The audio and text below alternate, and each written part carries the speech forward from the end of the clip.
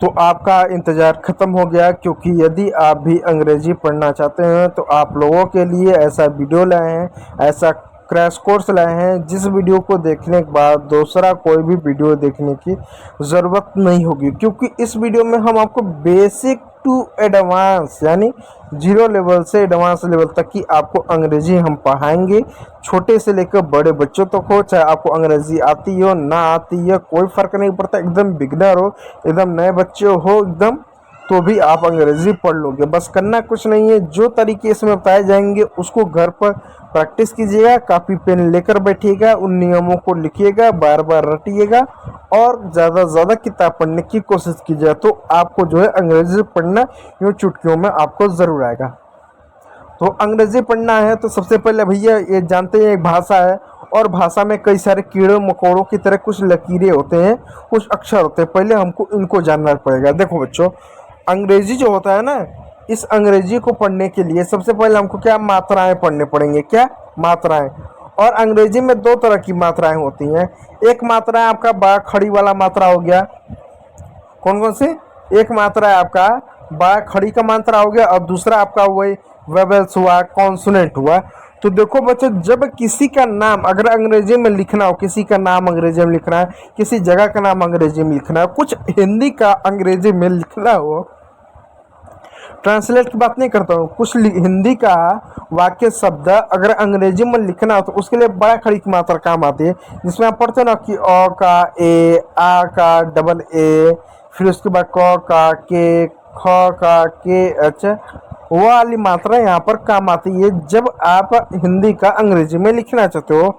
लेकिन हमको तो अंग्रेजी पढ़ना है कि किताब कैसे पढ़ते हैं, न्यूज़पेपर कैसे पढ़ते हैं, अन्य चीज़ें कैसे पढ़ते हैं, तो उसके लिए वेवल्स और कॉन्सोनेंट आपको ज़रूरी होगा। अब आप कहोगे हमको तो मालूम है कि जो अंग्रेजी में जो 26 अल्फ़ाबेट होते हैं, जो 26 अक्षर होते हैं, जो 26 वर्णमाला होते हैं, उनमें से 5 है ए, ई, आई, ओ, यू, ये जो 5 होते हैं ये हमारे स्वर होते हैं। मैं जानता हूँ कि आपको मालूम है, कोई इसमें बड़ी बात नहीं है, मालूम है, ठीक है। लेकिन यहाँ पर जितने भी आपके स्वर होते हैं उनके अपने अलग अलग उच्चारण होते हैं। जैसे अगर मैं एग्जाम्पल तौर पर बताऊँ, अगर ए की बात करूँ, ए की, तो ए को अ भी पढ़ते हैं, आ भी पढ़ते हैं, ए भी पढ़ते हैं, आई भी पढ़ते हैं, औ भी पढ़ते हैं। आप कहोगे क्या बकवास है, हाँ पढ़ते हैं। जैसे मैं लिखूँ कार, तो कार में एक को क्या पढ़ रहे हो, आ पढ़ रहे हो। मैं लिखूँ बॉल, तो इसको बाल नहीं पढ़ते, बॉल, कॉल, मॉल, स्मॉल, ओ की मात्रा पढ़ते हैं, ओ पढ़ा। और वहीं पर मैं लिखूं कैट और कार, अब बताओ यहाँ पर अब ए की मात्रा पढ़ रहे हो क्या पढ़ो, cat, man, bat, rat, A पढ़ो। और यहाँ पर क्या पढ़ो, car, star, fast, last, dark, आ की मात्रा पढ़ रहे हो। तो आपको हो गया है, तो बड़ा कंफ्यूजन हो रहा है कि कब अ को अ पढ़े, आ पढ़े, ए पढ़े, ए पढ़े, अ पढ़े।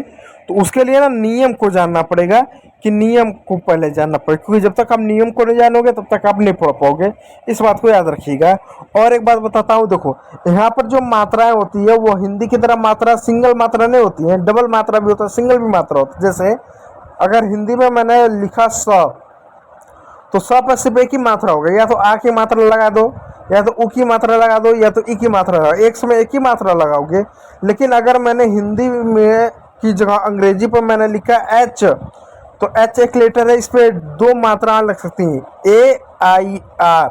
अब इसको आप हेयर पढ़ोगे, अब कहोगे यार ए आई को तो हमने एक ही मात्रा सिर्फ पढ़ा, पढ़ा तो एक ही मात्रा, लेकिन कॉन्सोनेंट को अभी छोड़ दो, आप वेवल्स पर, तो वेवल्स 5 है ना, ए ई आई ओ यू, ये 5 है, 5 अलग अलग मात्रा। तो यहाँ पर दो मात्राओं का एक पेयर है, यानी हमने दो मात्राओं को मिलाकर एक हमने सिंगल मात्रा बना लिया।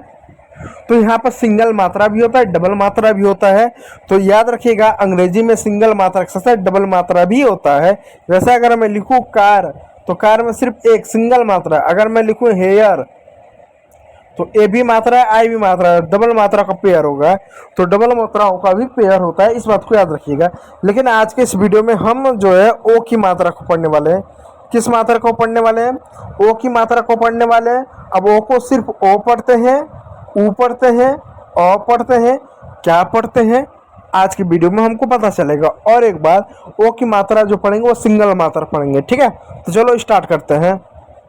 देखो रूल नंबर 1, जब दो कॉन्सोनेंट के बीच में ओ आता है तो ओ को हमेशा ओ की मात्रा पढ़ते हैं। कॉन्सोनेंट मालूम ना है कि ए ई आई ओ यू, इन 5 को छोड़ दिया जाए तो जो बच गया अंग्रेजी के अक्षर में, वर्णमाला में, लेटर्स में, वो हमारा कॉन्सोनेंट है। तो जब दो कॉन्सोनेंट के बीच में ओ आए तो ओ पढ़ेंगे, आ नहीं ओ की ये मात्रा होती है। डंडा ऊपर ऐसा कट हो रहा है, ठीक है। अब देखो यहाँ पर जितने भी शब्द है सभी शब्दों में ओ आया, और अड़ोसी पड़ोसी जो अड़ोस पड़ोस में है लोग अगल बगल में, वो सब कॉन्सोनेंट। तो कैसे पढ़ेंगे उसको देखो। यहाँ पे एक शब्द है LOG, इसको क्या पढ़ेंगे। अब देखो एल को हिंदी में क्या लिखते हैं, ल पढ़ते हैं ना। आपको एल को ल कैसे पढ़ते हो, आपको ये वाला पहले मात्रा पढ़ लेना है इस चीज को। क्या, जैसे बी को ब पढ़ते हैं, सी को क और स पढ़ते हैं, डी को ड पढ़ते हैं, एफ को फ पढ़ते हैं, जी को ग और ज पढ़ते हैं, एच को ह पढ़ते हैं। ये वाला पहले पढ़ लेना है। और ए ई आई ओ को तो मैं पढ़ाऊंगा, ये वाला मैंने पढ़ा है, इसको पढ़ लीजिएगा तो ही आपको जो है ना ये आप अंग्रेजी पढ़ पाएंगे, ठीक है। इसका ही आप काम आएगा। तो LOG, अब इसको क्या पढ़ेंगे, एल को क्या लिखते हैं, लॉ पढ़ते हैं, जी को क्या लिखेंगे, ग लिखेंगे, ठीक है। आपको ये तो लग हो गया नहीं यार, ओ बचा है ना, तो ओ को क्या पढ़ेंगे, ओ पढ़ेंगे। तो ओ की ये मात्रा होती है, तो ओ की मात्रा यहाँ पर ये लगा देंगे, हो जाएगा लॉन्ग। लॉन्ग मीन्स होता है लंबा। अब आओ एक और शब्द है POT, इसको क्या, पी को क्या लिखते हैं, पॉ लिखते हैं, ओ को क्या लिखेंगे, ओ की मात्रा लिखेंगे, टी को क्या लिखेंगे, टॉ लिखेंगे, हो गया पॉट। पॉट मीन्स होता है बर्तन। फिर इसी प्रकार हो गया FOG, इसको क्या पढ़ेंगे, एफ का फ हो गया, ओ का ओ की मात्रा होगा, जी का ग हो गया फॉग। फॉग मिस होता है कोहरा, जो धुंध होता है ना, धुआं, ठंडी देखो ना बहुत ज्यादा आपको फॉग दिखता है, उसी को बोलते हैं फॉग, ठीक है। उसी प्रकार एक और हो गया TOP, टी का ट हो गया, ए का ओ हो गया, पी का प हो गया, टॉप। टॉप मीन्स होता है ऊपर या लट्टू, वो लट्टू होता है ना जो ना चाहते हो धागे में, टॉप मीन्स होता है लट्टू, ठीक है। तो इस बात को याद रखिएगा। चलिए दूसरा नियम की ओर पढ़ते हैं, और बाकी जो शब्द बच गया जैसे गॉट, हॉट, टॉप, उसी प्रकार पढ़ा जाएगा, ठीक है। अब आपका सवाल होगा उसी प्रकार क्या बॉय भी होगा, हाँ बॉय भी उसी प्रकार होगा, बॉय भी होगा। आपका सवाल है क्या जॉय भी उसी प्रकार होगा, हाँ जॉय भी होगा, ट्वाई भी होगा, ये सारे शब्द होंगे, ठीक है। अब देखो जब किसी वर्ड में ओ आई आए, अब देखिए यहाँ पर डबल मात्रा का पेयर है, ओ भी आ रहा है साथ में आई भी आ रहा है, डबल मात्राओं का पेयर है, ओ आई आया तो ओ आई को आई पढ़ते हैं, क्या, आई। आ की मात्रा प्लस ई पढ़ेंगे, आ की मात्रा प्लस ई पढ़ेंगे। जैसे एग्जाम्पल देखिएगा, BOIL, अब इसको क्या पढ़ेंगे, चलो नियम देखते हैं।